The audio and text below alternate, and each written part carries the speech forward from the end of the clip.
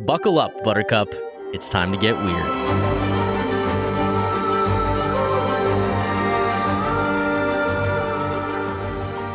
I fucking hate doing these. Welcome back to Mythkeepers. We are your hosts. I'm Zach. This is Scott, and we are joined by our lovely, lovely, lovely friend, Emily, from the Heroines Podcast. This is like your maybe millionth time being back on our show, so thanks for coming back. We appreciate you. Of course. Thanks for having me. But the first time on the new show, right? First time on the new show. Yeah, first time. Hell yeah. Scott, what the hell are we doing today? We are doing a recap, a post-mortem, if you will, of the first book in the ACOTAR series, A Court of Thorn and Roses. We didn't go too deep into general book thoughts at the end of the last episode, and we wanted to get some help here, kind of, to unpack and help us figure out what our thoughts are on this very new for me and you, Zach, type of series that we're doing. Yeah, it's just so strange because, like, when I talk to friends who are into this kind of stuff, they ask a lot of questions that is like only to do with the romance stuff. And I'm like, dude, that is the last thing that I am paying attention. I mean, I'm paying attention to it, but like, Zach's like, I'm here for the lore, dog. Yeah, I just it's hard to get my brain out of that space. So it'll be great to have. You never said you're an expert, Emily, but we're saying that you're the expert on the show. We're assuming. Okay. Well, the books. Yeah. No pressure. The books, yeah, so you better live up to that. Just saying. Speaking of, like, surely as popular as this is, do they have movie deals in the works? Does anyone know? So they did have a show deal in the works. I know that Sarah J. Maas went to LA. She lives, went to New York. One of the two. I don't know. I'm not like a huge super fan. Okay. Oh shit! Wait, why are we doing this? Then? We're starting off on the wrong foot now. No, I mean of Sarah J. Maas, because I've only read ACOTAR. Oh, okay. So I don't know the ins and outs of where she lives is what I meant. Gotcha. I'm not that kind of fan, but you're not peeping in her window. She went to one and then ended up going back. So everyone was like, "Oh, it's canceled. We're not getting the show," because she left when she would have been there for casting and everything. Interesting. So I don't know. Last I heard, there's no traction on it. Personally, it was supposed to be on HBO. I think personally, or not HBO, Hulu. Mm-hmm. I think she should wait until she gets HBO. Yeah. Because further down the line series, you would need that. Right. So I see. Again, as popular as this is, I find it crazy that this hasn't. When did this book come out? Do we know? Does anyone know off the top of their head? For a minute. Yeah, I'm shocked this hasn't already happened. Especially you get a bidding war between Netflix and Hulu, and Amazon throws around crazy amounts of money, and 2015. Yeah, that's wild. So a minute. And HBO. Well, I think it got so big so quickly too because of TikTok. Oh, that's interesting. Because it's just so popular on Book Talk. That's crazy. I mean, Sam's been telling me to read it for 2 years. And I was like, I don't know what the fuck you're talking about. I don't read romance novels. I've never been that person. Yeah. I'm probably not going to read this. But then I saw TikToks about it and I was like, okay, well, maybe I'll give it a try because it does sound pretty interesting. So have you finished the series? Have you finished the series, or are you reading at the same pace as Heroines Podcast? No, I have finished ACOTAR. So we were that's kind of what spurred us once I started reading the series to kind of go in a different direction on the podcast. Because we weren't talking about Harry Potter fan fiction with each other. We were talking about ACOTAR and we were talking about Iron Flame. So I think that which is kind of a natural progression. But yeah, I have read the entire series because I couldn't put it down. Like, Hey. I picked it up when we were moving to Pittsburgh as kind of like an escape from all the stress. And then I finished the series in like a month. Wow. I think. How many books are there? 5. 5? And is it like done, finished, or that's just what's out? No, she's contracted to write 3 more. Oh, wow. So, okay. Shit. Yeah, but I haven't read any of the other series because I'm waiting to read them on the podcast. Scotty and I are like, 8 books? Yeah, did you see me like shift uncomfortably? She's like, oh boy. You're like, what did I get into? What have we wrought upon ourselves? Yeah. After I got to the second book, Sam's like, you know about Throne of Glass, right? And I was like, Throne of what? Like, I don't know. I think I She's like, saw it's that a multiverse. in the opening of the book or something. That's the other series she wrote, yes?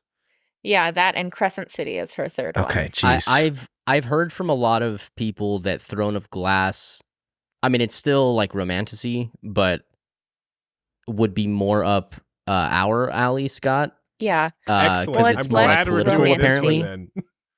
Yeah, she started writing that one as a teenager, so that wasn't like in the forefront of her mind at that point. Yeah. Wait, wouldn't it be more in... Oh, maybe that's a guy thing. As I say, when a teenager, that's all you think about. No, wait, hold on. No, I'm saying Throne of Glass is more like adult fantasy, right? And like more like political fantasy too? It's less romantasy, Okay. Throne of Glass. Right. But just based off of like the comparison between that and ACOTAR. And then Crescent City is like even more fantasy. So Interesting. Yeah. Okay. Yeah, I've got some friends that are pushing for me to read. I think it's Throne of Glass. Yeah, that's one of Sam's favorite series. So I am itching to read it. Like, it's really hard to not. Yeah, I was going to say. I have them all on my Kindle, and I'm like, I could just read them. No one would know. Yeah. And I mean, like, I'll I act don't surprised when we do the podcast. I don't know if it would be like I don't know if they're like harder to read, but if they're all similar to what we just experienced with ACOTAR, like I feel like you can hammer out, like books pretty quickly, unless the reading like level really goes up or they're just more dense. I think, well, I don't know because I haven't read them. I just based on what Sam said, like Crescent City is a little bit harder to get through. Same. But then Throne of Glass was like one of her favorite series she's ever read. And coming from Sam, that's pretty high praise. So Sam reads a lot from what I hear. mhm. When did you know, back to ACOTAR, did you know going in that this was a Beauty and the Beast quote unquote remake, if you will, or what have you?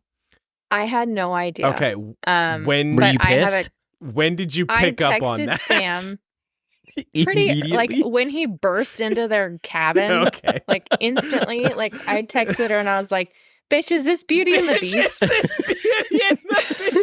I sent Zach the same text, dude. Yeah. Because I'm just like, okay. I mean, I'll give it a chance. And like for real, it was like that for me for most of the first book. Okay. Like I really enjoyed the end. Mm-hmm. And some of the characters we dove into like at the end. Yeah. Yeah.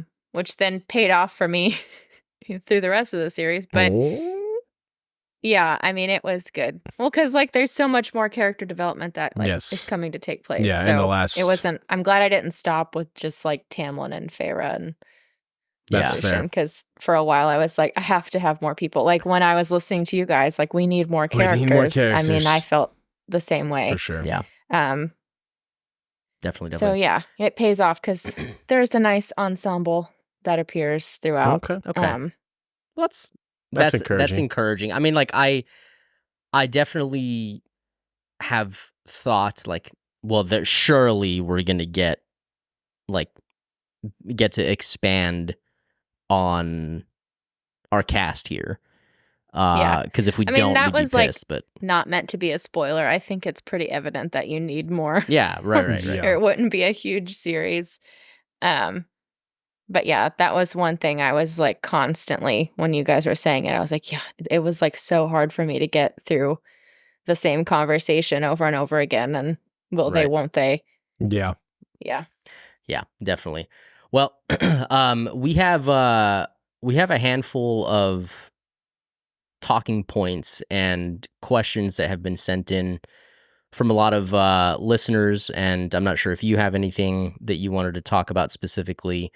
But for everybody listening, kind of the way that this is going to work is we just want to get all of our brain things flowing here. So we may not get to every question or every talking point that was submitted, because we all three of us go off on tangents, and that's the beautiful thing about this is we get to. I think we're all capable of that. That's why we all do a podcast. So, Yeah. but before we get into that, we have a couple thank yous in order. We want to send a special thank you to our two newest patrons, Nathan and Jen. Thank you guys for signing up and supporting the show. And then to everybody else, we've got Hannah, Sarah, Kristen, Emma, Andrea, Terrence, Jenna, Alex, or Allie, excuse me. Guys, thank you so much for supporting the Patreon and supporting the show. We love you guys so much. And we couldn't do it without everybody's support. So just, we love you guys. Thank you. Hell yeah. Let's hop over to one of the emails sent in. Let's see here. I liked this question because I think this was one of the more exciting things for Scott and I. So Sarah asks us, so what do we think is going to be the involvement of the sisters for the rest of the story? Will they come back? Are they going to have a role to play? What will their role be? Now, I know that this might be a little bit difficult for you, Emily, because you've read the books. Yeah. But I'm sure you can still maybe participate in like maybe pointing stuff out, or I don't know. This might be a little bit difficult, but you know, maybe especially you should just like speculate wildly on things you've already read, Emily. That's what I'm going to go ahead and say. I'll just tell you the wildest thing, and then you'll never believe it. Yeah, the wildest throw us off shit the you scent. can think of. Yeah. What do you got, Scott? I think my biggest thing is I sure hope that Nesta plays a role in this story going forward. We obviously the last episode has not been released as of us recording this, so Emily doesn't know 100% where we ended. But I think it was the second to last episode where we got back with the Nesta stuff, right? We're like, so the episode that's been most recently put up, right? I think that's where she's back home at the beginning of that. So yeah, we loved that. I think Nesta is hella interesting, and I hope she continues in the story. I feel like there has to be something done with the family, if solely for the reason of the way she'd left things with her father, Feyre, I mean. Because when she leaves, Sarah J. Maas, the author, makes it a point to say, like, her father was nowhere to be seen. You know, Nesta and what is her other sister's name? I'm blanking right now. Elaine. Yeah.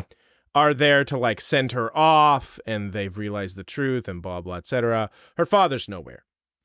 I feel it would be strange if that is just the last we hear of that forever. So I imagine they'll be back in the story in some way, shape, or form. But I don't really have any theories on what that could be. I guess if the King of Highburn is going to continue to try and conquest like the mortal realms as he did in the past, then that would draw them back into the story, but I don't have anything past that. Yeah, I think I feel like I'm not saying Elaine won't play a part, but I think that Nesta will play a bigger role because we've already seen that she can kind of combat some of the Fey magic by sheer willpower alone. Hell yeah. Yeah, man, she's such a good character. I guess I'm on the same wavelength as you. Like they better make a comeback, not just because of our bias and liking Nesta, but no, I just feel like there's some loose ends that need to be, I think, played out. Yes, true. For the story to be good as well. I agree. Are you a fan of Nesta, M? You can. I mean, hey, look, like, I feel like Nesta could either be looked at as like a super bitch or like a hard protector. Try to put yourself in the mindset of where we're at, if possible. Yeah, that's what I don't want to give right too much away. Do you remember how you felt about her in this book? So at first, when I, like at the beginning, meeting Nesta, I obviously hated her. I was just like, what is your deal? So did Zach, yeah. And then I did find her character interesting, but I still wasn't a huge fan. I think that's fair. Of her. I think just because for me, when I'm reading it the first time, and then especially when I reread it, like, I think you realize how young Feyre is and that they're both older. Like the first time reading through it, I forgot that Feyre wasn't the oldest. And then when I reread it, I'm like, she's the baby. That's true. Wait, she's older than Elaine? I don't think I realized that. No. She's the youngest. Elaine is older Feyre's than Feyre. the youngest. I didn't realize Elaine is older than Feyre. That's what I'm saying. I thought Elaine was the youngest. I They're thought both older Feyre than was the her. middle for some reason. No, Feyre's the youngest. So Feyre's what, 19? Yeah, she's 19. And do you know how old Nesta is? 20-some? I think she's like early 20s. Okay. I'm not sure her exact age, but I don't know. To me, it was just like, you could help and then not like complain. I don't know. I'm glad she sent her back. But I have mixed feelings on Nesta, and I remember just not really caring, I guess, too much about her character after the first book. It's totally fair. Yeah. She does not leave a good first impression for sure. The very first words of Zach on this podcast were basically like, yo, Nesta is a bitch. She is. Which, accurate. So, but we came around. I was always team Nesta, but I'm an asshole, so. Yeah. Like, and I mean, even in her like moments of redeeming quality or whatever that she shows when she lets Feyre kind of express herself when she goes back home, like she's still a bitch. Oh yeah, no, totally. 100%. Yeah. Yeah, I think for me, like I haven't reached the point where I'm like, oh, I think Nesta is not a bitch. Like I think that she's very cold and very standoffish. But I've reached a point where I'm extremely interested in her. Yeah. And getting inside her head. Yeah. I just think she's interesting and fun to read. So yeah, we definitely. I mean, surely we're gonna get more of her. Like, I think there's no way we won't. Yeah. Yeah. There's a shrug from Emily. Who can say? All right, I got another one here, also from Sarah. And I think this one maybe you'll be able to participate a little bit more in here, Em.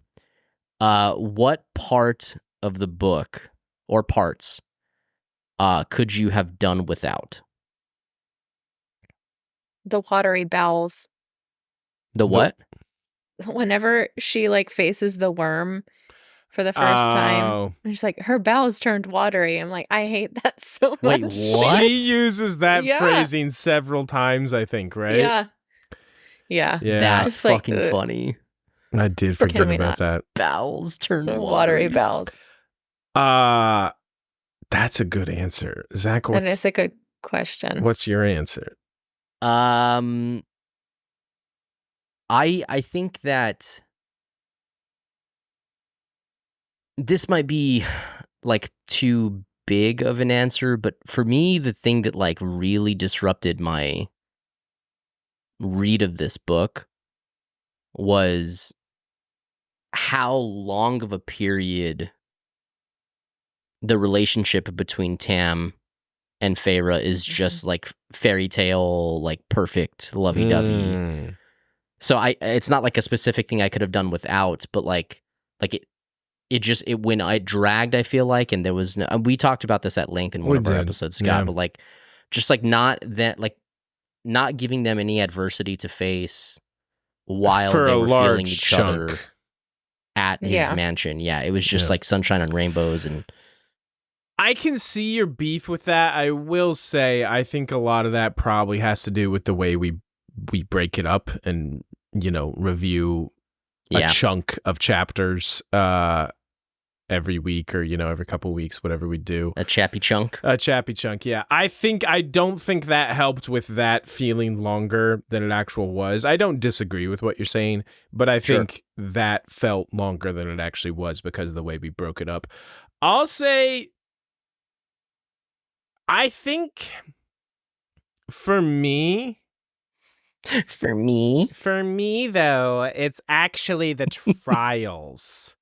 And it comes down to we talked about this on our last episode, which obviously no one has heard yet. It was so undercut by the riddle out. Where it's just up front, Amarantha is like, hey, here's your escape pod, here's your golden parachute. You solve this riddle, all your wildest dreams and riches will come true. Sunshine and rainbows, happy times. And so it's like, well, okay, that's gonna happen. Like, that's gonna be relevant. And I feel like that just so undercut my enjoyment of the trials.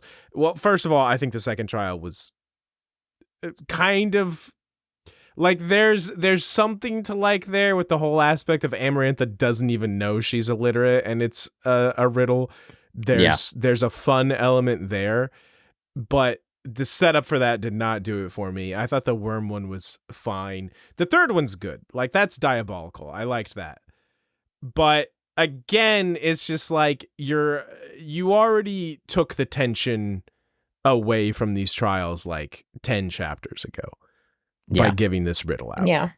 So that's a really good, that's a good call out, Scott. That I think, like I said, I don't know how you fix that, how you maneuver around that, what you have to change, but it's just, it took all the tension out of the trials for me. So either find a different way, don't incorporate the riddle, or, because then I feel like it wouldn't have mattered. They could have been the greatest trials in the history of humankind, and I still would have been like, okay, well, she's still going to solve the riddle at some point. It's going to come down to that. Right. Yeah, like if the riddle was just absent from the story, and instead of there being a riddle, it was like she's like having to be a super sleuth and figure out how to like sever the, like the I don't know what you'd call it, like her Amarantha's control over the spring court and herself.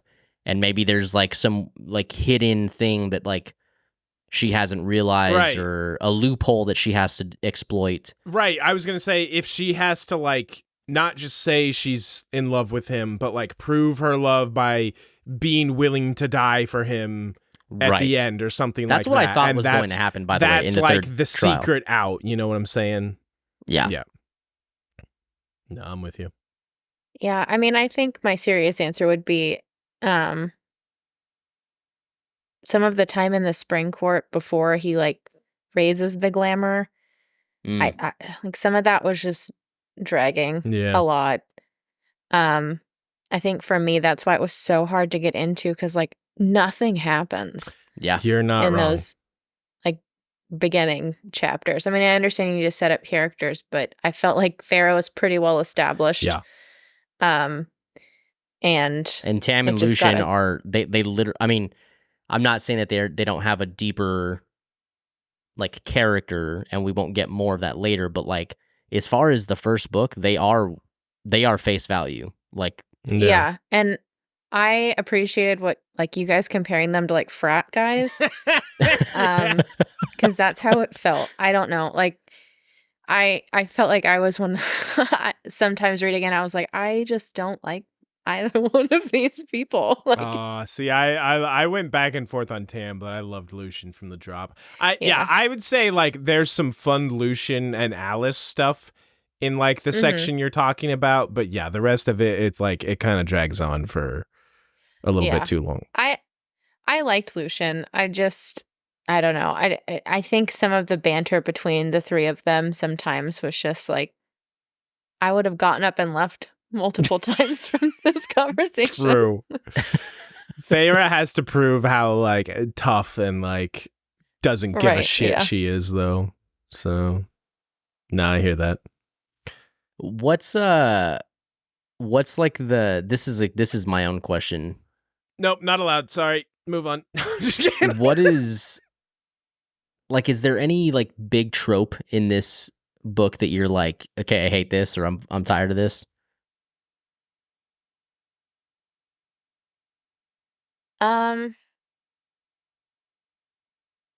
Well, I thought when I was first reading it, so just like putting myself in those shoes, I thought it was going to be a who does she choose trope. I thought that was how it was being set up.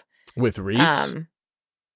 Between like Feyre or Feyre choosing Lucian or Tamlin. So I thought that's how it was being set up at first. Again, I don't read a lot of romance.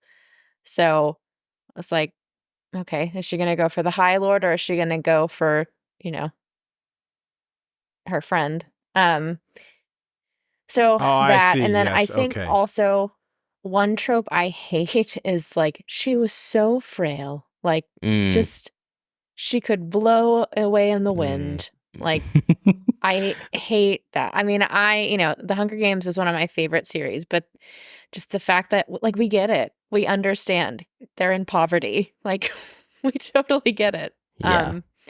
But over and I feel over like again, reminding us. It's not even just the poverty. That's a great call out, Em, because, like, yeah, you can insert almost any woman in fantasy, any woman in fiction, and it's like the portrayal, especially if they're a protagonist, like they have a big attitude, they have a big drive, they have a big like personality, but they're just a weak little thing, who they're like just a flower. Yeah, yes, yeah. You're not wrong. I think as a woman, like, especially when I'm reading a fantasy book, like, I'll compare it to the Hunger Games because I think their characters are so similar. I've said that on our podcast. Okay, yeah, with the exception of Katniss is a badass from the beginning, and Feyre is too in her own right. The way she's a huntress and the way she faces the wolf, and then Tamlin, when he gets her. But then I feel like she softens up a lot faster than Katniss, which is not necessarily a bad thing. Does Katniss ever soften up, actually? No. Katniss not at all. Got a Katniss to the end.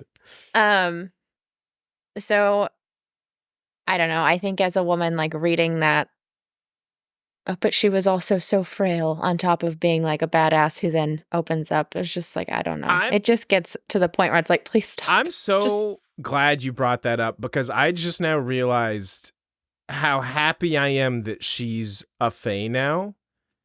Because hopefully, and I don't know if this is the case, but hopefully we can get past that. Because in the human world, like, to her credit, Feyre's kind of a badass. Like, she's not, she's not going to go out and, like, win wars by herself, but she's a very capable huntress. And she's an incredible problem solver, I feel like. And she's not a damsel by any means. And we called that out a bunch of times, Zach, especially in the early episodes, about how, like, she runs into something she can't solve, and she does what she figures it out. Yeah. But then she's brought into this world of superhumans, of super fae, where it's like, what the fuck is she supposed to do? Right. Although she does actually do pretty well when she fights the Naga, I guess. But still, it's like, you're right. She's still so kind of just completely overmatched. So I am now realizing that I am very happy that she has become high fae. So maybe we can get past that aspect of it. I don't know if that's going to happen, but that's a good call out. Yeah, I like that quite a bit. Okay, and maybe you can help here a little bit. And like, I understand that some of your perception here is going to be colored by having read the full series. But like, I haven't felt extremely one way about Feyre as the main character. Is she generally like well received as like the protagonist of this story, or does the fan base like think she's annoying? Like, how does she fit like with the fan base? There's a split. So there are things that happen down the line that I'm not even going to allude to. Okay. Where people are like, there's a lot of character development, and then there's not. Which I think that's all opinion based, right? So personally, though, I really like Feyre throughout the entire series. I think she's a really good character and goes through ups and downs, and sure, goes through some shit and figures it out. I really commit. I think she is really emotionally intelligent too, and that is it. And I always like that about characters who are in tune with themselves. Yeah. Same. But I think overall she is. What Sam has said is like she likes Feyre, but the other two female protagonists of Sarah J. Maas's other series are better than Feyre. So I think that's where the fandom splits a little bit, because then it's just a comparison game, which isn't really fair. Yeah, it isn't really Feyre. God damn it. I couldn't help myself. I am glad to what you were saying about like her having ups and downs and having the emotional intelligence. I'm glad at the end of the book that she did not just hand wave the killing of those other two fairies. That even after everything was resolved and things were good again, Feyre was still thinking about that and grappling with that. And I hope that continues, because that is an interesting storyline to explore. Can we just can we talk about that? That's like the third trial. Man, I think that is the most well-written part of this book. Yeah. I think you're probably right. The tension and the turmoil that you feel from Feyre in this, like in that moment, is so fucking good. It's depicted really, really, really well. And like, even when you take yourself out of it, you have to just be like, that is such a fucked up situation, Like, it's really, really good, because you question her morality, and then you also question, like, well, where do I stand? Right. Like, what would I do? What would I do? What's my morality? It's so good. So yeah, I didn't. Do you guys have any other thoughts about that? 'Cause I really enjoyed that section. Yeah, I mean, I think it redeemed itself. I'll be honest. Like, when I was reading through it for the first time, the worm, all I thought was the bullworm from SpongeBob. Like, that's all I could picture the entire time. Didn't someone else put that in the Discord? Oh yeah, you're not in our Discord. By the way, Emily, what the fuck? Just kidding. Sorry. No. I'm fucking with you. Yeah, that's all I could picture. Karn's like, no, like, picture the worm from Dune. I'm like, I can't. That's what I was picturing. Yeah. I just am picturing this cartoon worm. Then the second trial, I was just like, why? Like, it could have been better. Second trial was no good. Bottom of the pyramid. Yeah. But then the third one was so good, and I think it definitely redeemed itself. Okay. Once she kills the first one, It's like, because I was still like a little out, you know, like for the reason I said Right. of where like, oh, she's still got the riddle to fall back on. And then she killed one of them. And I'm like, okay, Right. now, You're like, oh shit. no matter what happens, the stakes are real. Like, Yes. unless they do some magical bullshit where that fairy's fine. I was like, please don't do that. But the stakes are there regardless. Yes. Like, you have killed that first fairy, and then, of course, it goes on from there. But that really brought me back in, for sure. Well, and I thought she was going to kill herself. So there was that possibility as well. Yeah. I was happy when she didn't. Yeah. But I thought she was going to kill herself. So I love it. I said that so matter-of-factly. I was happy when she didn't. I would have stabbed Tamlin. That would have been... Oh, that would have been so shitty if like, even if she came back, like if she was resurrected, I don't think I would have liked that in the, like, now, I guess now having experienced her make an incredibly hard decision to take another person's life, an innocent's life, I feel like it would have been very bad writing for Feyre, like for Feyre's character, if Sarah J. Maas had her do, like, you know, kill herself instead. No, it definitely would have been. I didn't know which direction it was going to go in. Was it going to go in a, like, I can't live without him situation? That's why I said I'm glad it didn't, because I would have not picked up the second book. Yeah. No, that's a good call. But I did want to ask, you know, in our last episode, you know what, actually, I'm not sure if you would have heard this, because you told us where you left off, but Scott and I had a pretty good conversation that actually went on in the Discord for a little bit, I think, like people were, or maybe somebody DM'd us, I think is what it was, but about how to feel about Tamlin. Oh, yeah.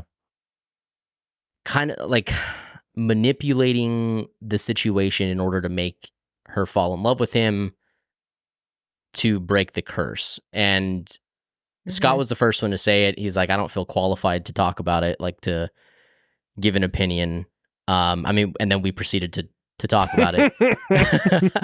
but with the caveat of like we have the unfortunately, I mean, like we just have, like, we look at it from the perspective of a man, right? And like we don't know if some of our imagery is being colored by the fact that our lens is through the lens of a man, you know. And I like, we put out the question, and I think there was some discussion on it, like in our Discord, but just like from the women who are fans of this, like, how does this ring to you, like the situation between Tam and Feyre in the first book? I've never talked about this, or really even, because Sam and I didn't talk about this. So I was never like a really big fan of Tamlin. I found like some of his things to be really just, he was so rude to her. And then I felt like they fell in love so fast because of the Calamine night, which to me was like, okay, I get it. And I get that he was going to be the leading guy. I mean, he's a Hemsworth brother, you know what I mean? But once Alice tells her everything, I remember like when I was reading it the first time, I was like, so he lied. Like, he lied about the entire thing. So yeah, and then I think for me, though, it was more of a manipulation behavior. When she's going through the trial, she gets there, he's just doesn't move, like doesn't flinch. And there can be arguments about him, you know, trying to protect her that way, but yeah, that I hated that. But then taking like the one opportunity he had to get her the fuck out of there, and he just used it to like hook up with her one last time. That's so true. That is such a good that's point. when I was like, I don't like you. Like, I don't like this character. I think that clearly he wanted Feyre, and, you know, people could argue with me, whatever. Maybe he was in love with her. I think it was just a matter of like convenience, really. He saw he saw an out. But then he was a coward and didn't even do it. So it's really difficult to like give him a pass on, no, it's okay, but he really was in love with her when his motives are so fucked from the jump. Like, it's like, how do you give him the benefit of the doubt there? Because that's I don't think we talked about this, Zach, but that is an excellent point that you brought up. It's like the one time he does anything with her, like throughout the trials. Yeah. It's not like, I'm going to give you words of encouragement or you shouldn't be here. Or ask how you're doing. Right. Like, yes, ask how you're doing. I'm going to try and get you out of here because you shouldn't be doing this. Well, hold on, wait. Am I misremembering? Wasn't it like he was trying to talk with her and she starts taking his belt off? Am I misremembering? I feel like it was pretty mutual, but I could be misremembering. Maybe, you know what? I might be misremembering when they're together after they kill Amarantha. Yeah. He didn't ask her when they were in that back room. Okay. Like, Gotcha. He just jumped her. Yeah, they kind of just get after it. I don't know. You know what, dude? Like that. See, and that is, I'm so glad that you're doing it. So thank you, truly, like for doing this with us. But like, it really does help, and we're, you know, we really appreciate being able to get the other perspective, right?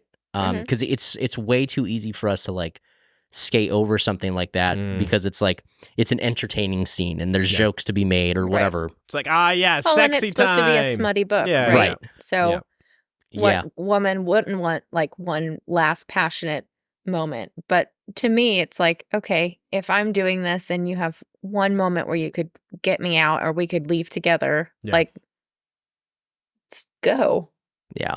I mean, and it's we did talk about this a little bit. It's what I think makes it even more difficult for us to parse is like, because we are seeing this from Feyre's perspective, it's like, well, I don't know, she seems cool with it. Like, are we supposed to be cool with it then? Or is this like a cautionary tale because she's young and doesn't know any better, you know? It's like, she's into it. I don't know. You do you, girl. I don't know what to think about this. Right.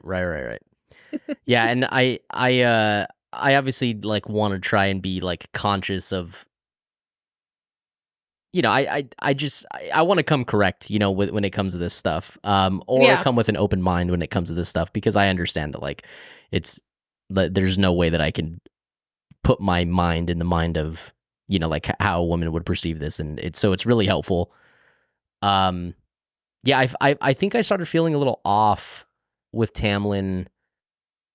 There was something that I can't remember specifically what it was, but there was something where it was the gaslighting. It was the Callum Night stuff. Yeah, the Callum Night stuff where he's like, well, I'm basically gonna just like force myself on you because you should have known there would be consequences. Like, like it's like, hold on, I'm sorry, what? Like that's the equivalent of somebody being like, well, if you don't want to get touched by a man, then don't wear revealing clothing.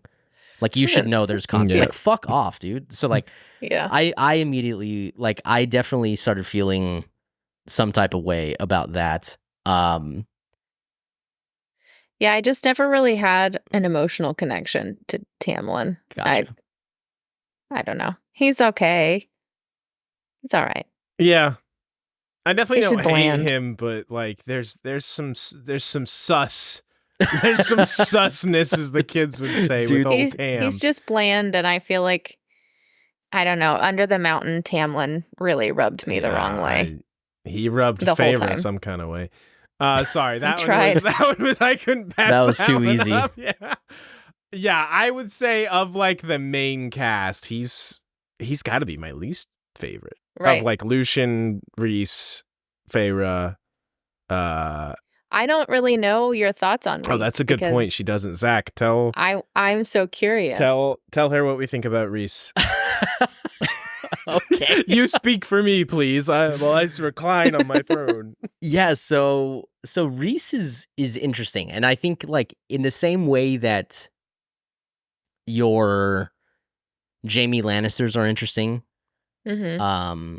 Like I think there's a lot that is wrong about this person. Oh yeah, giant piece of shit. For sure. Yeah. For sure. But he does bring the most scheming and plotting interest to this book. Yeah. So for that reason, Scotty and I have really enjoyed his scenes. But on a personal level, like on the same level that we were just talking about Tamlin, there's some stuff that I also wasn't super okay with. And I had a conversation with my friend Dom. Shout out to Dom because I think she listens to the show. And she's been one of my closest friends who's been trying to get me to read this for a long time. I don't know how much of this is like I am projecting like a defensive. Like I don't like when men are like that do things the way that like Rhys did or Tamlin did, like the gaslighting thing that I called out earlier. Mm-hmm. Because it's like, to me, it's gross. Just at its core, it's gross. But also, like, I feel the need to project that louder. Yeah. To be like, that's not okay. Like, I feel like I have to say that, and this might sound shitty, but almost a typical like men shouldn't be like that. Like I need that to be said. You know what I mean? Right. And like there was the moment where he's like licking the tears off of her face. So weird. And like I just don't like that. And also he's like basically drugging her and making her dance and sit on his lap. And like I get that there might be more to that, which we might learn later with their interactions. Like I was doing that to maybe claim you as mine so that other people weren't going to be fucking with you, which like can have kind of a noble spin on it, but like it's still gross though, dude. Like why couldn't she have just stayed in her cell? Yeah. So yeah, I had some issues with that, but as far as what he's bringing to the story as a whole, we enjoyed him quite a bit. Yeah, he's a fun character, I think. Yeah. Anything you want to add to that, Scott, or do you feel like that? No, I think you're spot on. I think we made the Jaime Lannister comparison in the last episode where it's like, listen, let it be clear that we do not endorse everything that this character does. We do not endorse these actions. There's some that are creepy and weird, like the licking of the tears, and then there's some that are just straight fucked, like the drugging and the dancing. And he twisted her bone at some point, right? Oh, which yeah. was like to basically force, like, hey, let me heal you. And then do you remember that, Em? What was it? When she's all fucked up from the worm challenge thing, she's got her bone that's like sticking out of her arm, or maybe it's like one of the teeth. I'm pretty sure it's her bone. I think we were sticking confused on what it actually was. Whatever. Something's sticking out of her arm. It's either her bone or like one of the spikes from the worm thing. Yeah. And he's like, hey, let me heal you. And she's like, no. And he's like, come on, let me fucking do it. Come on. And she's like, no, fuck you. And he grabs this thing that's sticking out of her arm and twists it to like hurt her so that she'll be like, fuck, man, okay. Yeah, messed up. It's just like, yeah, there's things like that I'm like, I don't think I'm okay with the morality of this person. Right. No. He's very morally gray. That's not morally gray, though. See, people what? that like a character will color them as morally gray because they like them. It's like, that's just bad. No, like no, Zach. That's just not okay. It's morally gray. No, listen. That's the thing. And I want to take a moment to give props, I guess, to Sarah J. Maas, because she's written a character that I am like ultra conflicted on. And I suppose that's good. No, that's good. Yeah, that's a great call out. Yeah, in the first book, because for every moment of him doing those things that I just listed, he then comes back and like fucking tries to go ham on Amarantha while just getting his ass kicked and does cool shit like that and is like, I didn't want you to die alone. And is like, seems super vulnerable when he's talking about, how do you think it feels like being me that, she calls me into her bedroom and I have to do whatever she wants and this and that. And it's like, he finds out he loves flying and it's just like, I don't know. The dude refuses to be put into a box. He's not in a storytelling character box. And on some level, that annoys me because I want my characters in boxes. But on another level, I'm like, hell fucking yeah, this is a crazy, interesting person to follow. Yeah. So, yeah. That's how I feel about Rhys. In a nutshell. So. I know it might be difficult, but like, are you a Rhys fan? Even if it has to do with the following books? Yeah, I like Rhys. Okay. Like, is he a favorite character? Yeah. Okay. Yeah. Okay. Is he like a fan favorite? I feel like he's got to be a fan favorite. Surely, right? Yeah. Surely, yeah. Yeah, he's a fan favorite. There is some discussion about him, definitely with his behavior under the mountain and later behaviors that he has too. Excellent. But I think he's fun. I mean, I love a character that, like, at first you're like, this guy is disgust. This guy stinks. Like, he's just the worst. And then, like, later down the line, you're like, okay, but he's like the one who's visiting her and like healing her and staying up for when she has to pick those stupid lentils out of the fireplace. Yeah. Looking for lentils in all the wrong places. He certainly did more for her than Lucian's mom did. We can say that with absolute certainty. 100%. And like lunges at Amarantha at the end. Yeah, like when that's so cool. She's attacking Farah. Yeah, I mean, and you also have to keep in mind like what he's been doing for 50 years. That's true. Like, he's playing the long game. Yeah, he's been playing the long game. In a way that's like also 100% not okay. And I think that, she like touches on it in jest at first when they call him like Amarantha's whore. And then you get a little bit more detail, but not really. When he came into her cell that one night and was like vulnerable and honest with her, like that was where I was like, okay, I think I fuck with Rhys. Yeah. Like there's a lot going on. Yeah. With him. But I think he's fun. I just thought he was fun. He gives some comic relief. Definitely. And, you're like, okay, well, she has a teammate, sort of. I don't know if I can trust him, but... And... she's not alone.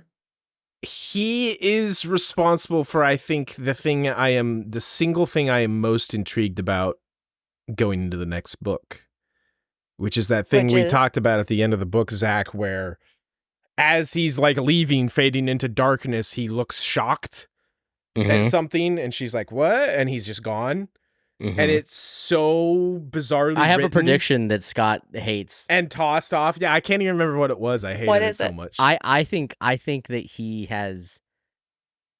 Well, I had a couple predictions, but I think my strongest. Zach theory, is hedging his bets. Yeah, I am hedging my bets for sure. So my biggest one was. We learned in this book from Alice what a mate is in this realm. Right.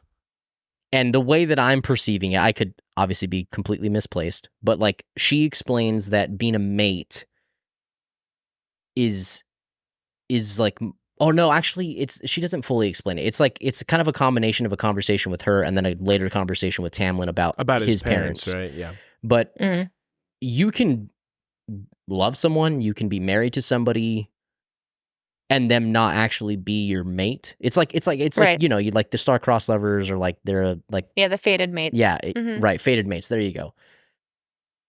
And I keep equating it to imprinting, like in Twilight. Yeah. I think that now that she has ascended to a Fae status, he looked at her and finally saw her, like he looked at her in her eyes. And I think that he has like imprinted on her. Like baby Renesmee. Is that a Twilight reference? Fuck yeah, it is. Okay, I figured so. I mean, I knew we had Twilight superfan A+ #1 down here in Zach, so I assumed it had to be.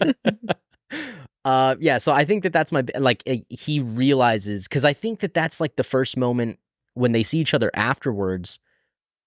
When they're talking, they're sitting next to each other. They're not really looking at each other.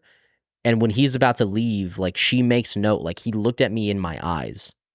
There is something, like, he has his back turned to her. It's like, it's like the first time he looks straight at her in, like, their whole conversation, I think. Yeah. Yeah, and then I think a theory that we put together that was kind of a workshop for both of us, Scott, was... Don't drag me into this. Well, I think you You're probably right. I don't know. Push some of this, but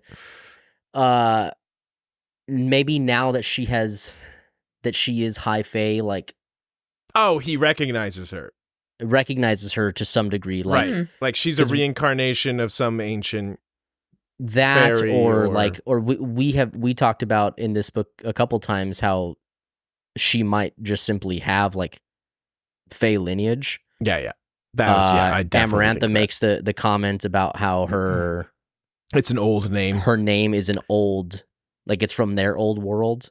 Yeah. Mm-hmm. So maybe there is something that's, like, been, like, awakened in her now that she's ascended to a high fae. Yeah, I don't know. There's a couple. I think those are the two strongest ones, though. Yeah. Or to me, I just think that he's imprinted on her. Like, I think that's the perfect love triangle, because she's gonna go home with Tamlin, but she's gonna, Team Edgar. But she's going to see him once a month, and it's gonna be it's just like it's writing itself. That does seem like it's writing itself. That's fair. Care to say anything on that, Em? Her lips are sealed. Dude, Em has had the most stone fucking Her poker face is very good, I will say. It's so good. It's very, very good. I really don't want to ruin it. It's worth it. I have been taking a peek at Em's camera a couple times, and she's just like... Just nothing. I'm getting nothing. Oh, man. Okay, I have another question. Yeah. So this was sent in by Emma. Emma, thank you for sending some. She sent a lot, like a big list of thoughts. So we might hit a couple of these. You kind of touched on this already, Scott. But let's dive into it a little bit more. She says, now that Feyre is indeed a fae, what are your thoughts? Did you expect it? Thoughts on the way that it went down? Are you intrigued? Would you have preferred for her to remain human? I think I know your answer on that, Scott. And the biggest one, I think, for predictions is, how do you think this will affect hers and Tam's situation?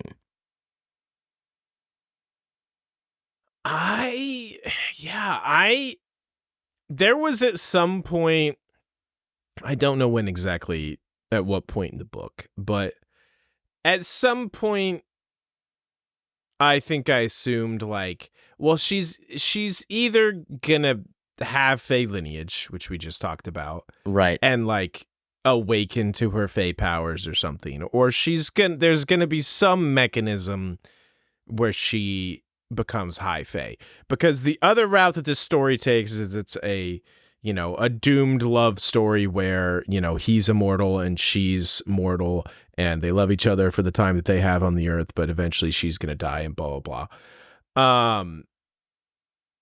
And I'm like, I can't envision it going that route.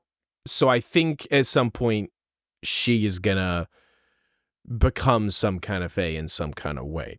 Mm-hmm. So I did see that coming. And then I'm torn on, like, the aspect of it, but I think the way it was pulled off was good, because Rhys and her even have a conversation of, like, hey, keep that human heart, because Feyre says something like, oh, my heart is still human, right? Right. And Rhys is like, hey, keep that human heart, or what have you. So I feel like that's a decent compromise. Of her still having human sensibilities, I guess, if you will. Yeah. But I'm glad that hopefully she can hold her own more as, now hopefully she has powers and magical painting powers. I still want her to have magical painting powers. Hell yeah. So I feel like it's gotta happen. It's gotta happen. It's gotta fucking happen. Like Emily is just smiling and I hate it. like with Bella Swan, does she have magical painting powers? She is unable to have her, basically she's immune to vampire powers. She's a shield. She's a shield, yes. And they're very rare. I hate that I know that. Yeah, Bella Swan is a shield. I don't know what that means. You will learn soon enough when you read Twilight. Absolutely not. Not gonna happen. You've already got me in for 8 books here or something like that. Hey, don't act like I've gotten you. I didn't fucking get you, bitch. And actually, hold on. Shit, I shouldn't have even said that. We are not committing to all 8 books. Let me just be perfectly clear on that. What else? What do you feel about the Feyre and becoming Fae? Me? Yeah. Yeah, I think it was just necessary. I think it was you can definitely tell what series she was influenced by. I mean, I've already brought up Hunger Games, but I think Twilight too, and obviously, Bella had to become a vampire and she had to become Fae. I'm glad that You're spoiling it for Scott. He's gonna read Twilight soon. I can hate you. I knew that she becomes a vampire. It's been out for a super long time. Okay, fair. But I'm really glad she didn't make us wait for it. Yeah, I think you're right on that. I think that's spot on. She got it done in the first book, and then we're good to go. Yeah, that's probably fair. I don't think that it would have been a huge hindrance to if our original theory, Scott, had panned out and she did have some Fae lineage, so maybe she had access to some powers, but she's not an immortal being like these, like the Fae. I think that that could have been a very clever way to I think that there's something really cool about having making room for this quote inferior species, inferior race at the table, right? No, I do agree with that. There's kind of a cool element to that, but I mean, hey, that could still happen with other people from the human realm. Shit, it could happen with Nesta for all I know. I mean, I can only hope. Yeah. So yeah, it's I think I like it, but I don't think it. This is coming from not having read the other books, obviously. I don't know that it is necessary, and I think it seemed like the safe choice, which is totally fine if it works, right? It's totally fine. I don't think it's a bad thing that it's a safe choice. I agree, and to Emily's point, if you're gonna do it, I'm glad she got it out of the way early. Just pull the ripcord on that.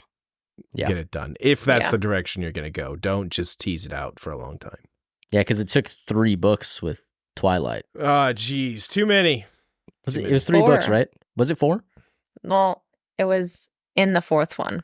And how many baseball games were in that amount of time?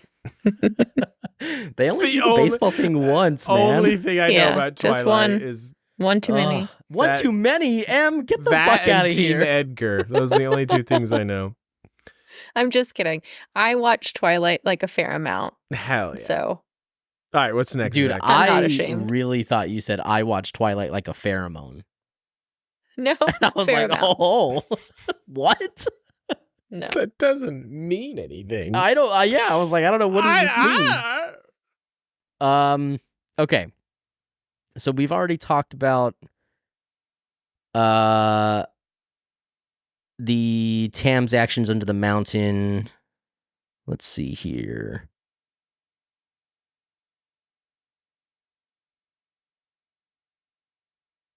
I think we know the answer to this, Scott. Mm-hmm. But the characters that you're most interested in seeing more of? Rhys and Lucien.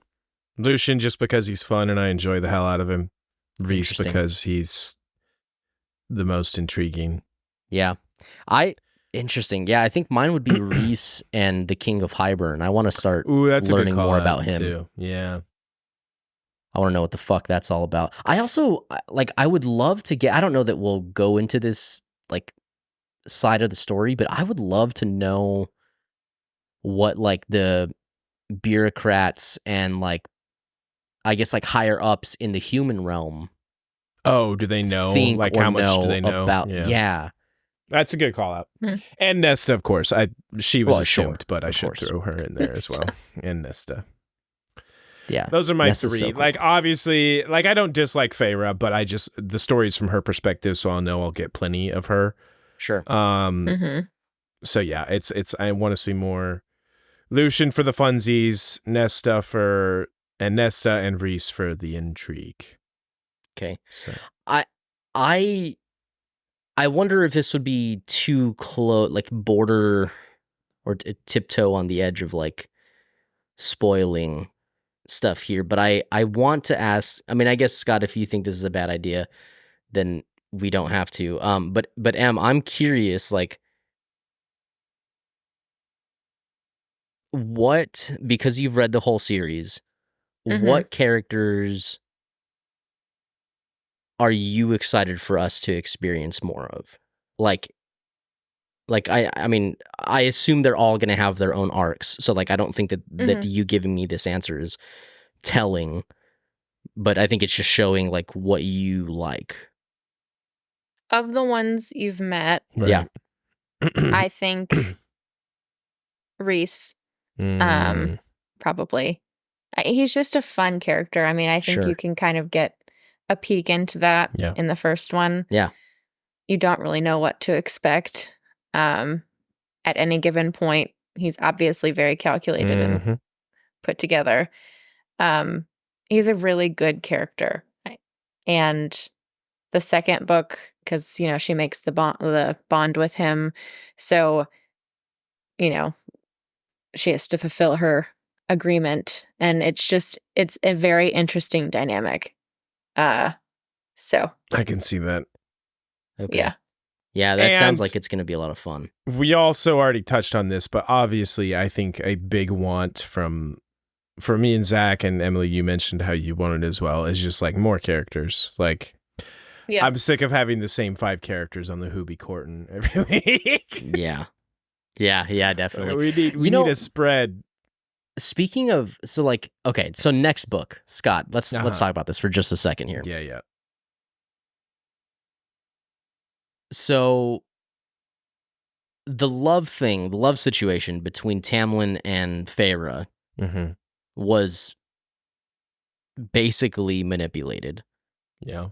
And seems to be a little bit more lustful than love from Tamlin's end anyway. Sure. Do we think that there's going to be a reckoning? Yeah. I mean, there has to be, right? You have to throw. I would hope so. Right. But I also kind of feel like if that was gonna happen, what would be the new information that was revealed? Because shouldn't that reckoning have happened when Alice was telling her everything? I mean, yes, but okay, I guess what I was curious about, maybe even more so, is is Tamlin truly in love with Feyre? Yeah, I mean, that's the question, isn't it? And so now that he is freed from these everything, are things going to be sunshine and rainbows again back at the Spring Court? I think yes. I think the conflict, if I had to guess, I don't think there will be much, if any, conflict revolving around that. I think the conflict is going to come because of Rhys and the King of Hybern. Dude, what a homewrecker, that Rhys. Yeah. I thought you meant the King of Hybern. Yeah, that guy too. Fuck that guy. Yeah, fuck that guy. That guy. I don't think, this is just my feeling, I don't think there's going to be the Tam reckoning that you want in regards to the way that you want. Because I feel like unless there is some big bombshell that is yet to drop, which I don't know, like, how do you get bigger than that? Mhm. I think the her and Tamlin will be fine. It's just the conflict will come from With Reese. Hey, I have to spend a month, or I've spent 12 weeks with Reese every year. And I mean, hey, have you noticed that he's also super hot? And, you know, a tortured flying artist or whatever he is. And then obviously the big external threat is the King of Hybrid. That's my gut, what my gut tells me. Okay. Do you think differently?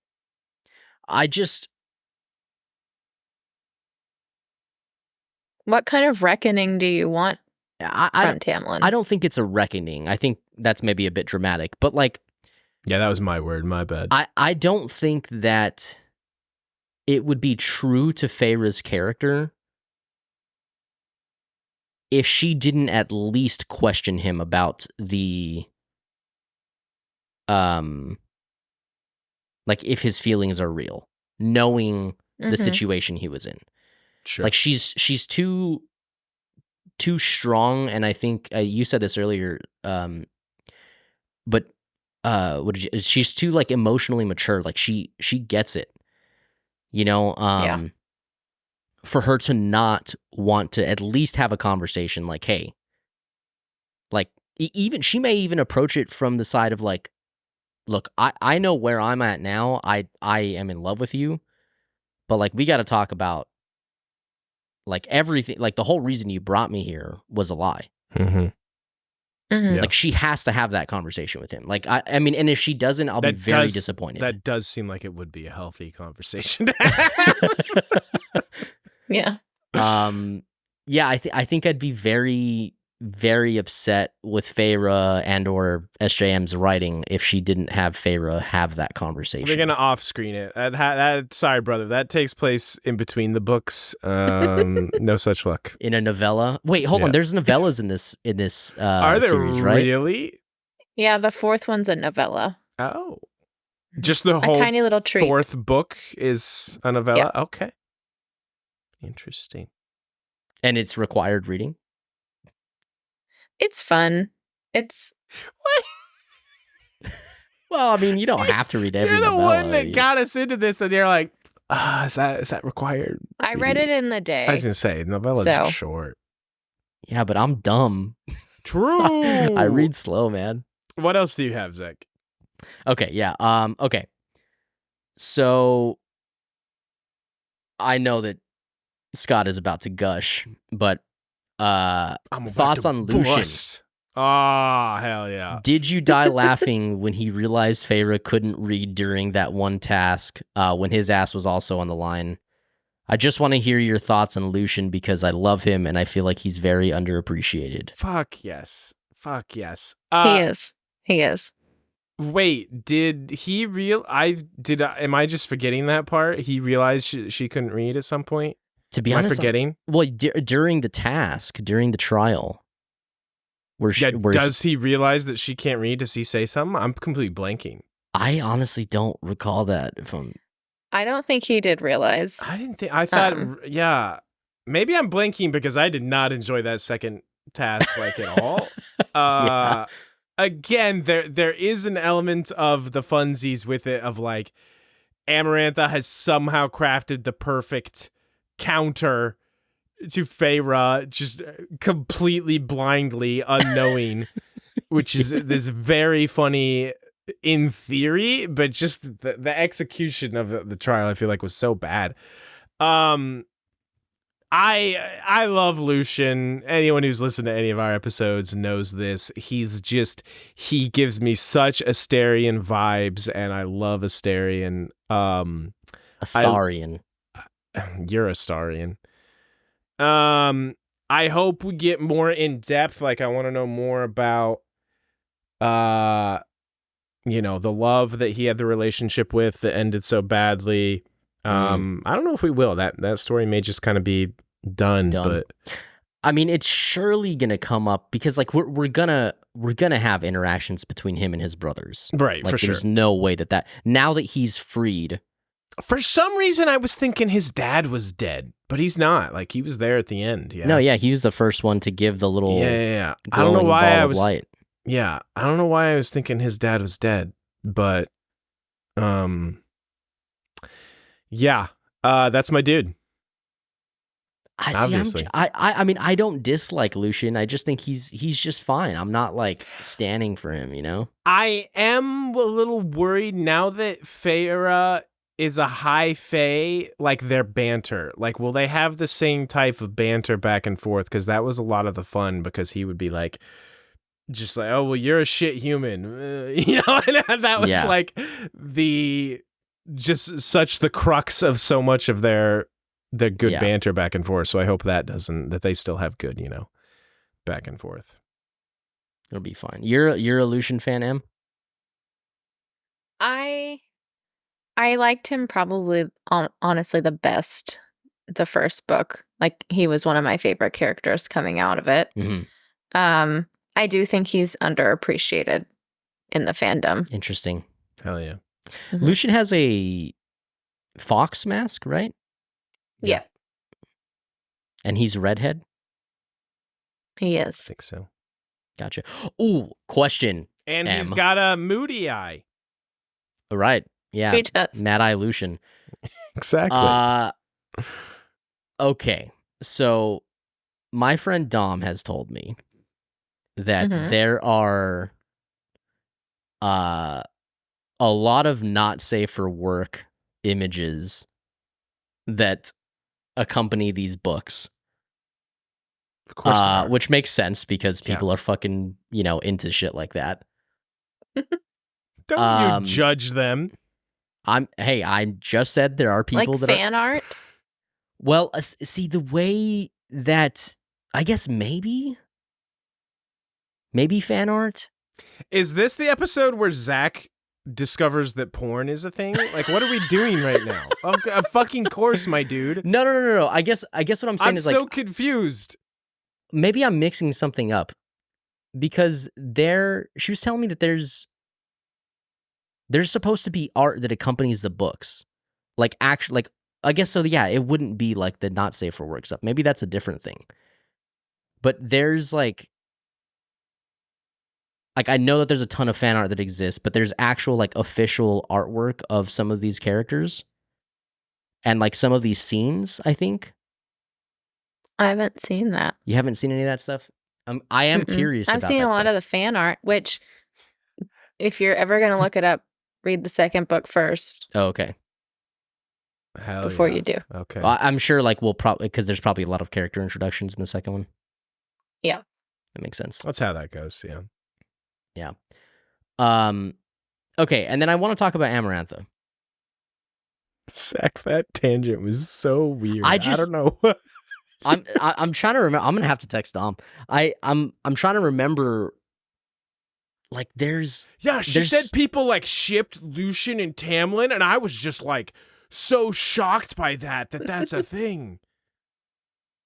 Was that what you're trying to get at? No. You're such a weirdo. Like, of course it's a fucking I guess thing. There's like special, I don't know if they're special editions or if they're like something you have to sign up for, but like it's supposed to be like, hey, I see what this is. This is Zach being like, oh, there's so many of these official porn sketches, but where do I find them? Like, how they're terrible. But yeah, tell me what it is so that I can avoid it. Yeah, so I tell don't me the URL of these so I can not go there for certain. How do I block this from my computer forever? Yeah. I just want to make sure that I never lay eyes on that. So if you can send that to me so I can just block it and all of my shit, that'd be great. I am not accusing or insinuating that Emily watches or looks at fucking ACOTAR not safe for work stuff on our podcast, God. That's I not mean, what's you just happening. really have to read the books. Yeah, that's all it takes for me. Anyway. That does it, huh? That's all it needs, Dude, okay. baby. This book was surprisingly less spicy than I was expecting. I told you this book was. I mean, I think it's a good you jump into the world. You can't book. just jump into the the Give 20-foot me the BDSM pool. shit, dude. Let's go. You gotta dip the toes in first, Zachary. Come on. Nah, man. I'm ready for the leather straps and strap-ons and I don't know. The next book, it's there at the beginning, and then not. I don't know. She throughout the series, some of them are more smutty than others, but the first two really, not really. I feel like it's just a lot of character building and world building, and okay, takes a little time. Well, then we'll probably enjoy the second book. I'm curious, Em. What is your ranking of the books? Which one's your favorite? The or is second that one's too my favorite. spoiler? Ooh. No, I won't give spoilers as to why. ACOMAF, the second one, is my favorite. What is the name of the second one? A Court of Mist and Fury. Okay. It sounds badass. I'm into that. Does sound cool. That's my favorite too. Yeah, I've decided. That's become mine and Sam's comfort book a bit. Oh, hell yeah. Which is weird, and we talked about it on our podcast, but if you listen to our series at all, we usually hate the second book of every series we read. I don't know why. Interesting. But we do. But that's our favorite one of this. So just interesting. So do you hate A Chamber of Secrets? It's my least favorite Harry Potter book. Oh, blasphemy. That's the one Chamber I like, of Secrets right, sucks. Like Goblet of Fire.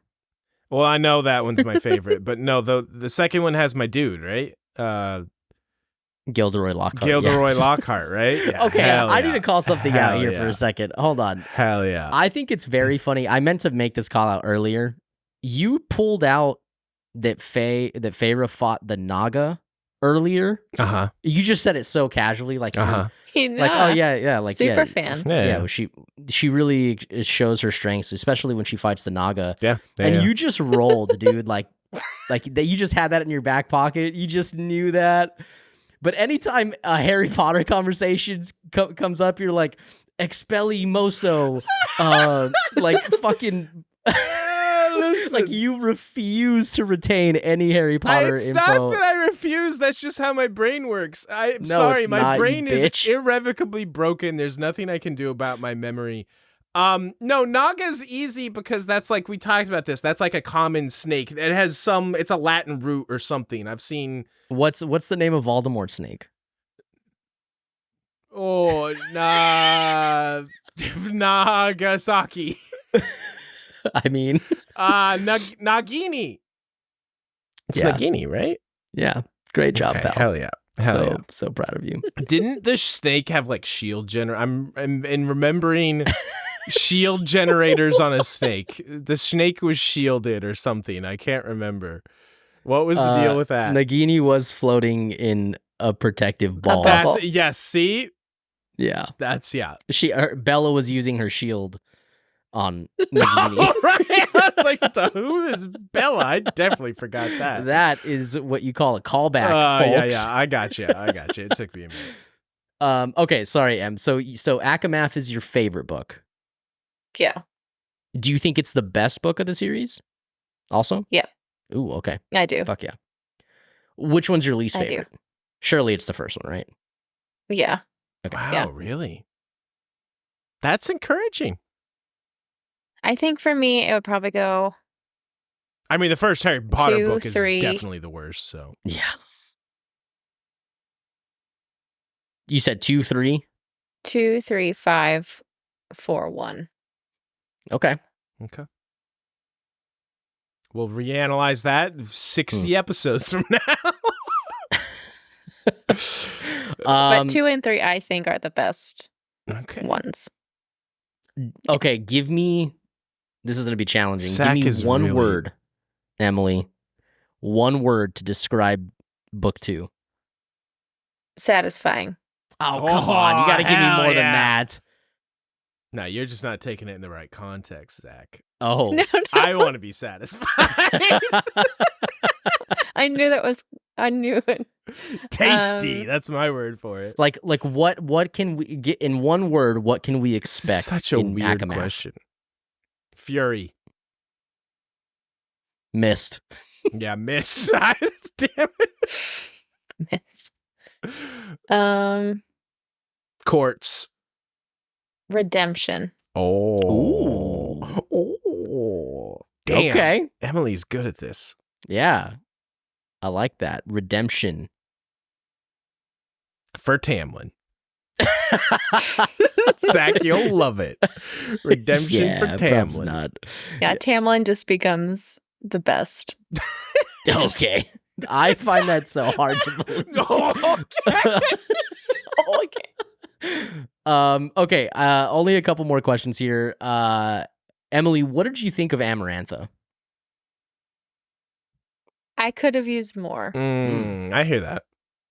I think that she, in theory, like setting her up with being the Blight, and then hearing about this mysterious female figure, and then finally meeting her.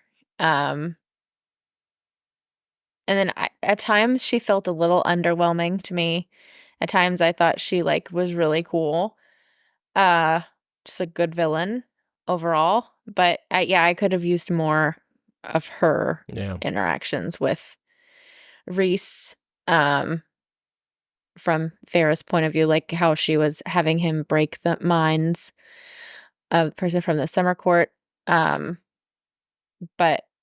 yeah, I don't know. I could have used more of her, I guess. I think there was a lot of setup and then a tad bit of disappointment just because of lack of flushing out her character a little bit. Yeah, I think I was completely underwhelmed by her. Yeah. Yeah, I just she's talked about for half the book she's just referred to as she, this mysterious she that they won't even fucking say her name, and she's so powerful and this and that. And she's also I get that she kind of plays into the lunatic powerful. But because of what you were saying, Emily, because of the lack of interactions we get of her, especially because this book's written in only Feyre's point of view,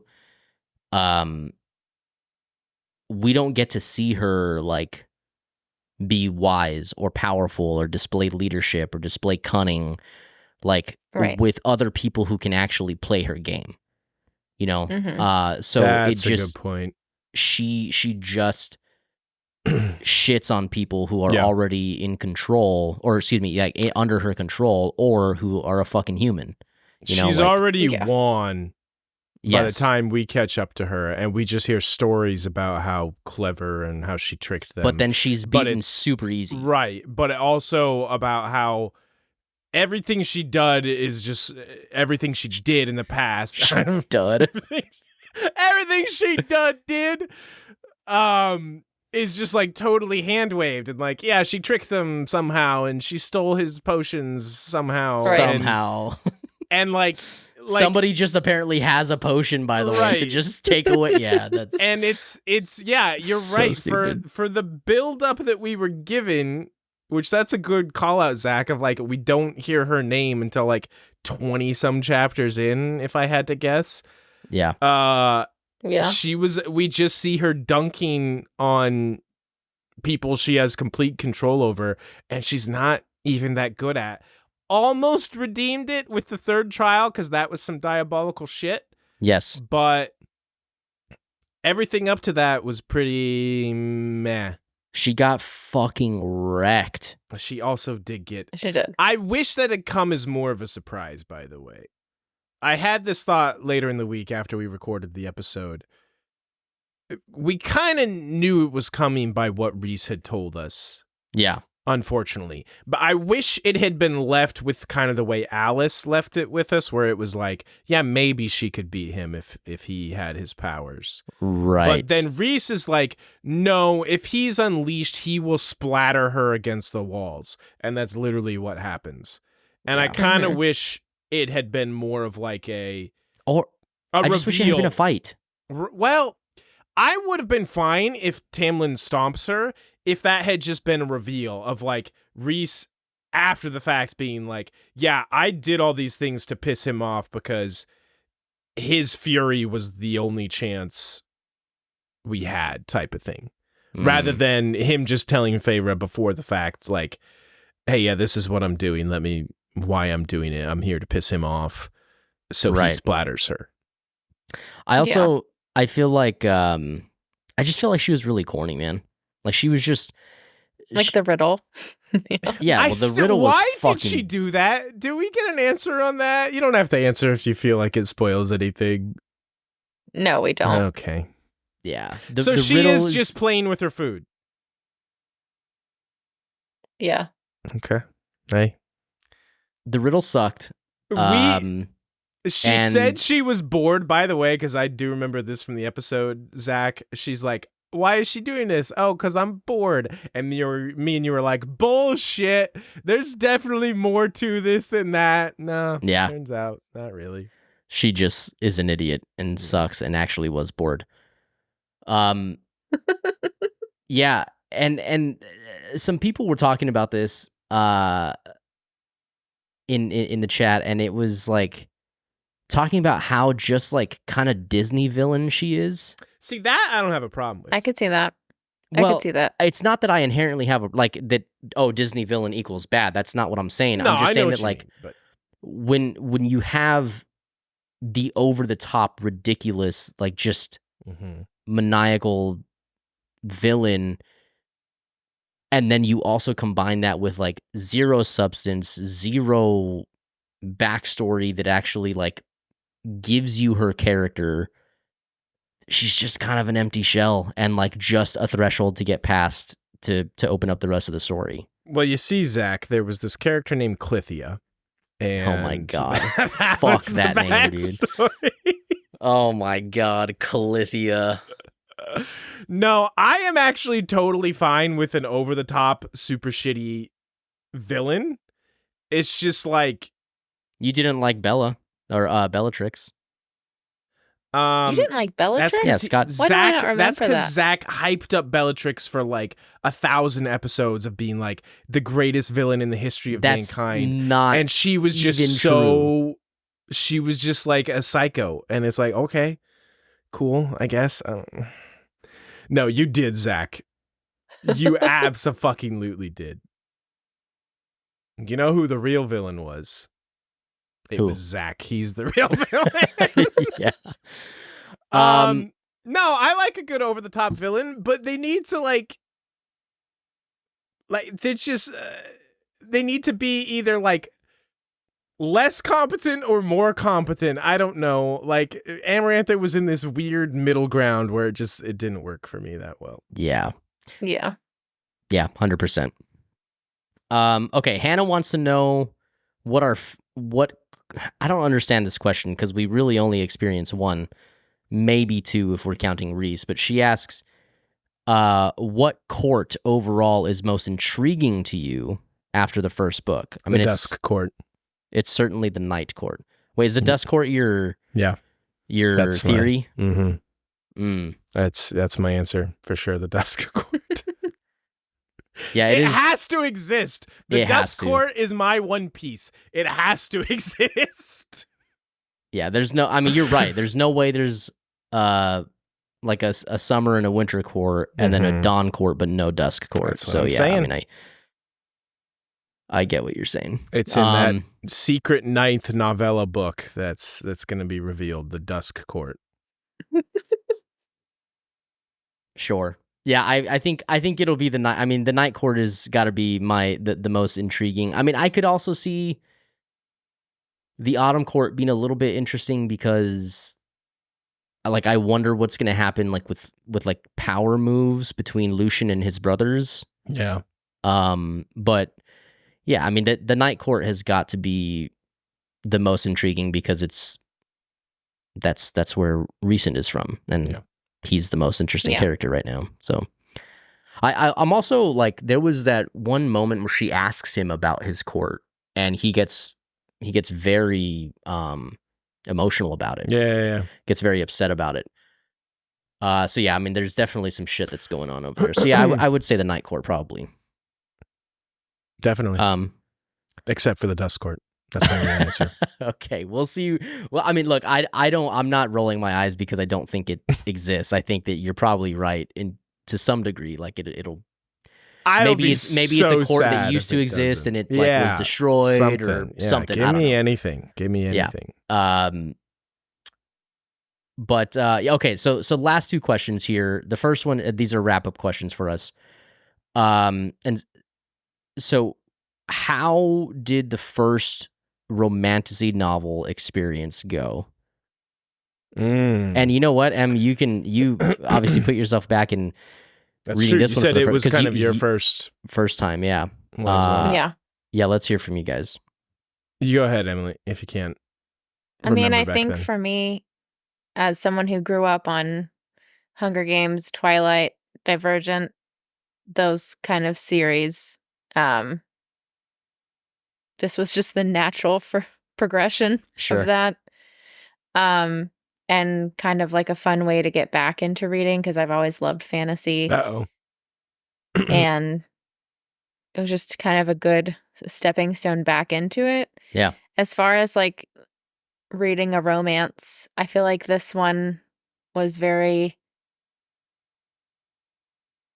difficult, I guess, just because it was a retelling of Beauty and the Beast, and at times I was like, this is so cheesy. But I liked Feyre a lot, and so I think for me, this book was, not to sound like cheesy, but less about like the romance and more about like just like falling back in love with this genre and like back in love with like reading. Sure. That's awesome. No, that's huge to take away from a book.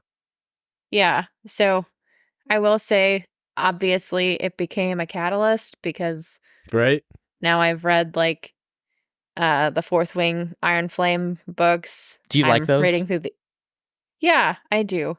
Sam and I are like, is it the next like great American novel? No, but it's really good. Okay. It's fun.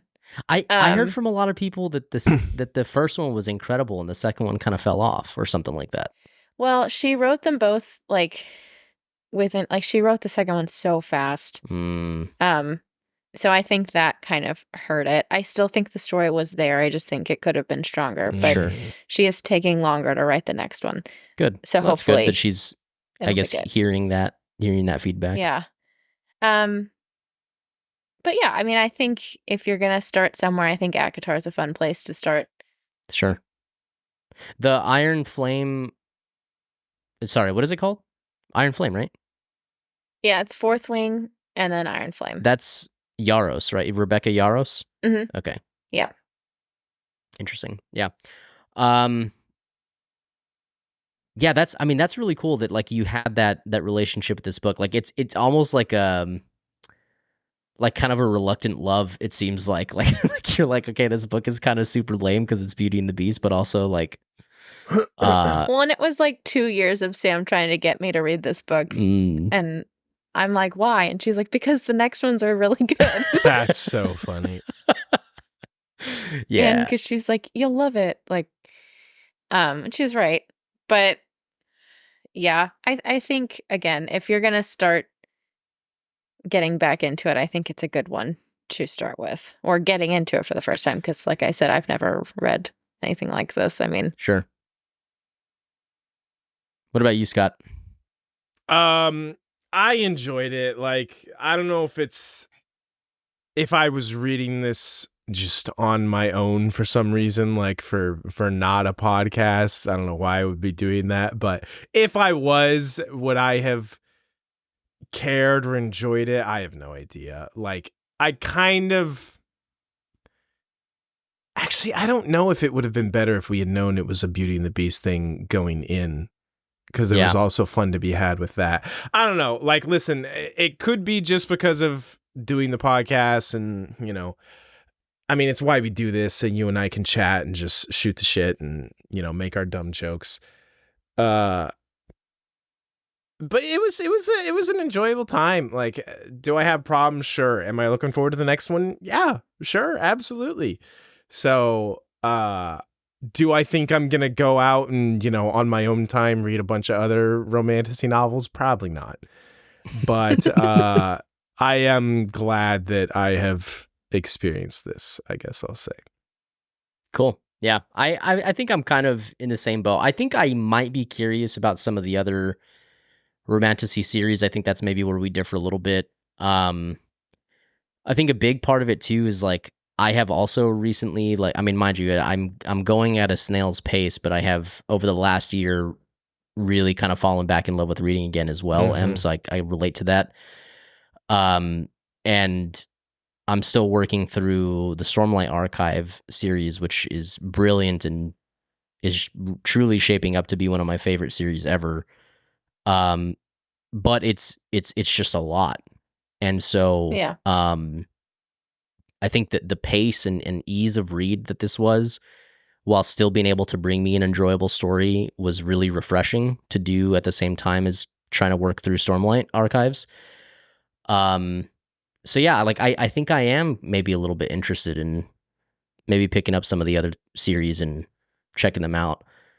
And I didn't hate it. I did think that there was kind of a really cheesy like adolescence to this book, which I'm hoping is not so in your face in like other series that are kind of in this realm. But that's probably my only like negative critique as far as like enjoying the genre anyway. But yeah, I mean, overall a pretty positive experience. Agreed. What are your ratings? Rating on the book, Scott, out of 5 stars. Oh boy, because that's how people rate books now, right? 5 stars, 5-star ratings. I guess that's like that's Amazon. But you can go a half. Can you go half stars? Em, you know more about this than we do. I think you should be able to. Okay, Zach, this is our podcast. We'll give it a 1/4 of a star if we damn well choose. I'll give it a 7/16 of a star. I'm gonna go with a solid 3. Again, I don't know how to judge this as just a standalone work of literature, because, you know, obviously we're doing it here for the podcast. It's difficult to separate. Yeah. But I know I had an enjoyable time doing it.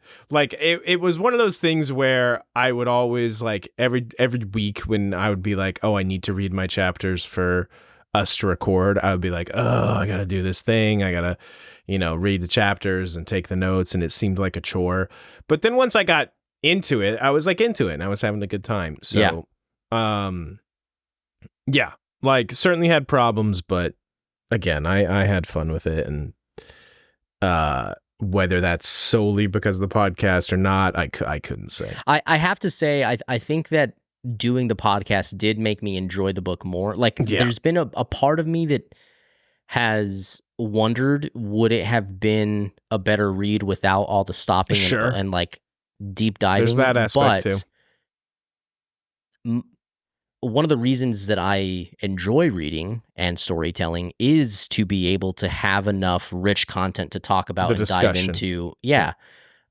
So yeah, I think that like, would I have still wondered on my own about the lore and about Prythian and about Highburn and enjoyed that stuff? Yeah, I still would have enjoyed it, but I think that being able to talk about that stuff with you made me enjoy it even more so. So, yeah, I think I'm at a 3 also, Scott. Yeah, that's what I was thinking. Old copycatness. Yeah.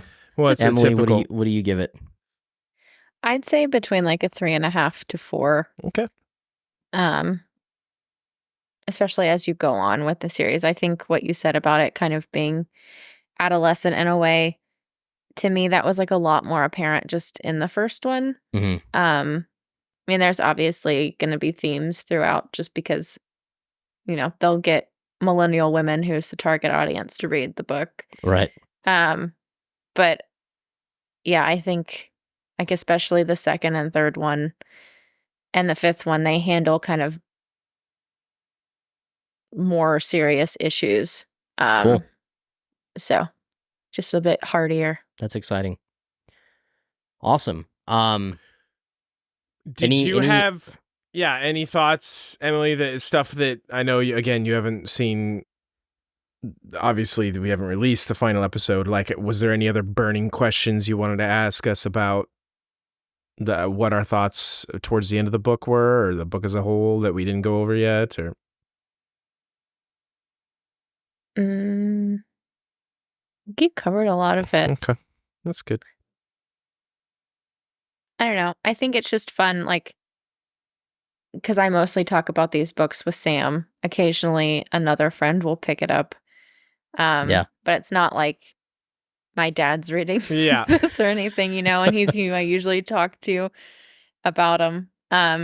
So it's been fun to like hear, especially the male perspective of these books, because book talk is mostly female, at least what pops up for me. Yeah, I've seen a lot of that as well. Yeah, on YouTube. So it's interesting to get like the male take on Tamlin and Lucien and this also Farah. I know we're trying to wrap up here, but you saying that I sparked a question that I meant to ask you. I just didn't take a note earlier, but you're not the only one that said like it's interesting to see the male take. Like, have there been any moments through the episodes you've listened to? I know one of them hasn't come out yet, and you're still wrapping up the last one, where our take has been vastly different, where you've been like, oh, hey, that is different, or like, I don't agree with this, or has it been for the most part kind of like in the same way of thinking that like you experienced the book? Yeah, you can tell us we're dipshits. We know. Yeah, absolutely. Like, we can take it. I mean, I think for me, it's like my red flag for Tamlin really didn't appear until Alice told her about the curse. And then kind of the biggest ick I got was Under the Mountain, especially when he met her in that closet. Yeah. See, and that is one that we like you guys kind of browsed over. Caught up on gaslighting that I didn't even like catch. Like toward the beginning. Because I know like the Calumet night, like a lot of book talks, like that's like Tamlin's hottest moment. I'm like, but is it? Is it? Yeah, that's such a weird one. That's such an uncomfortable, like, dude, that makes me. So it's like interesting. It's interesting though that you guys are like, oh, he's gaslighting her. To be fair, that was mostly Zach. I was like, he was high on fairy magic. He gets a pass. But like, I was like, that's like me. Like, it's not me. It's the alcohol. Well, I know exactly, Yeah. but it's like when it's magic, it's different. I don't know. Yeah. But that's been fun, and then just kind of hearing your takes on the different characters. I am excited to hear what you think about Reese, because I haven't even gotten to those thoughts yet. Hell yeah. Sick. Because I know like my husband just read them on our vacation. He read the first one and he's reading the second one, and his take on the first one was just like, I really wanted her to get with Lucien. Like, Tamlin was so boring. Like, dude, honestly, though, that's my dude. Like, yeah, man, that would have been a little love triangle thing going on. That would have been fun to experience. Yeah. So, I don't know. It's just interesting to hear that, because I know a lot of women, when they're reading this, usually will read for the romance part and maybe get hooked on the fantasy part. Like secondhand. So it's just interesting. And that's, obviously not everyone. That's not why I read it. I read it for the fantasy. Sure. I do think that's very funny that most guys reading it is like, no, man, Lucian's like fun and cool. Right. Like, Tamlin's so boring and brooding and lame. Like, she should be with Lucien. Yeah. Well, most girls Karn was are like, no, Tamlin's his so first hot. compliment of her was like, it looks like you showered or something. That is actually like, it's just terrible. Dude, Very funny. that's that type of Riz that like that's that shit talking Riz that I'm about, dude. I love that shit. You look like you showered.